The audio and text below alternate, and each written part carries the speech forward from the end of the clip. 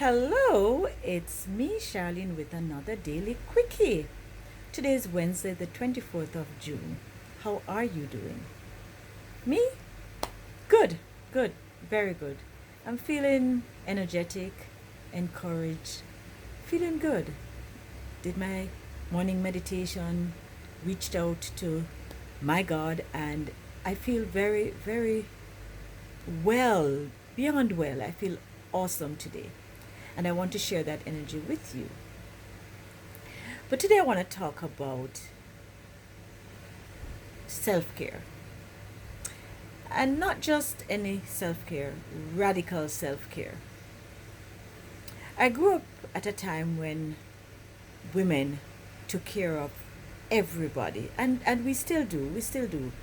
But I grew up seeing my grandmother, my mother, my aunts taking care of everybody else. They took care of their husbands, their children. Now, my mother raised 8 children and a husband, and she took the time to do everything for us. Yes, we had to do our part, of course, because she wasn't trying to raise any lazy children. However, she just did so much, and she neglected herself. I recall days when my mother would cook and everybody had to come to the table and dine. And there were times she was so busy after serving everyone that she didn't even get to eat at the table. She would just sit anywhere she could, sometimes right by the doorstep. You'd see her eating, and sometimes I honestly saw her eating out of the pot. She was so tired. My mother took care of everybody. There are times my mother would just be working hard because she didn't have a lot. She didn't have the means to get help. So she did everything. Of course, we had to join in and at a very early stage. I learned how to cook from very early and do housework because she wasn't trying to spoil us. However, she worked so hard. Now, this message is not just for women, it's for men as well. However, I'm targeting women primarily because I see you, I see us. We do so much sometimes. We don't take time for ourselves. We don't take care of ourselves. And for me, radical self-care is about just taking the time and making the decision to take care of ourselves. And it's beyond just the physical self. It's the spiritual self. It's the, the your entire wellness, uh, mind, body, spirit. And for me, what is important is that we look at each of them separately. I mean, they do connect, of course, but say, for example, mind. Make sure you fill your mind with positive things. Yes, life can be daunting and it can be burdensome, but try to focus on the things that are positive. Feed your mind with positive things. Listen to positive messages. If you are a church person, you know, read your Bible, indulge in your spiritual practice, whatever that is. And it doesn't necessarily mean you're a traditional church. Then the next thing is your body. Take care of your bodies. Take care of your bodies. There are lots of illnesses that are due to lifestyle choices. Stress is real. I know sometimes it seems to be included in everything, but stress is real. It really can take its toll on our bodies. Take care of your bodies, whether you eat well, get involved physically, whether you walk, run, exercise, dance, whatever it is that you do, take care of your bodies. Eat well, eat things that are nutritious for your body.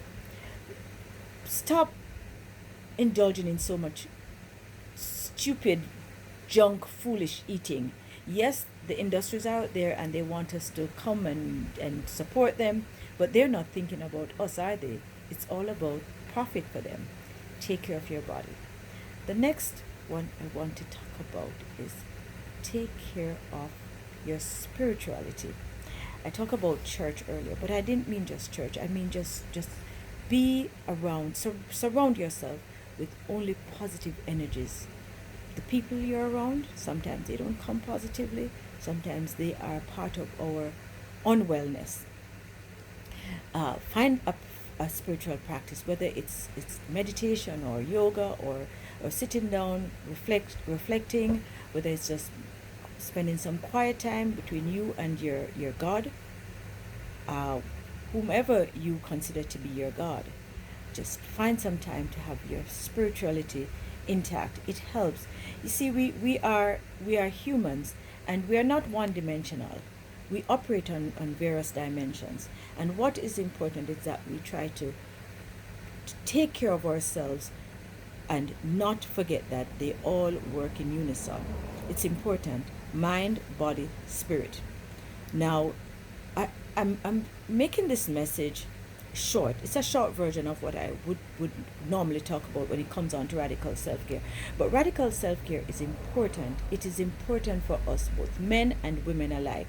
We need to take care of ourselves, our bodies. Illnesses are real, and a lot of illnesses are due to not taking care of self. Be radical.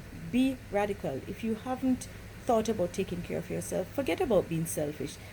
Uh, I have a theory on selfishness. Sometimes you have to be selfish to be kind to yourself. And it doesn't mean you're going to be mean to others. It doesn't mean you're neglecting your responsibilities to those of whom you are responsible, for whom you are responsible. It means just making sure self is taken care of. You can't be there for anybody if you don't take care of yourself. Remember that. And I don't need to tell you about what the airplane says about putting the mask on yourself first. I have learned that it is important. And people will say, they'll criticize, they'll criticize you, talk about you, maybe say, you're all about yourself. You know what? You have to be about yourself before you can be about anybody else. Because people will take and take and take. And are they going to give it back to you? No. You've got to take care of you. You've got to be radical. You've got to say, listen, I have to stop this madness. It's time for me. So I know I sound a little preachy, don't I? I don't mean to be. I hate coming across as preachy. But I've just seen so many persons not taking care of themselves when they can. And it's not about money. It's about just finding some things to do that will nurture yourself, your mind, your body, your spirit. Hey, you've only got one you. You've only got one you. So, I'm going to leave you with peace. I'm going to leave you with love. And you know how I go. I go leaving you to take care of yourself. Stay safe. Thank you for listening.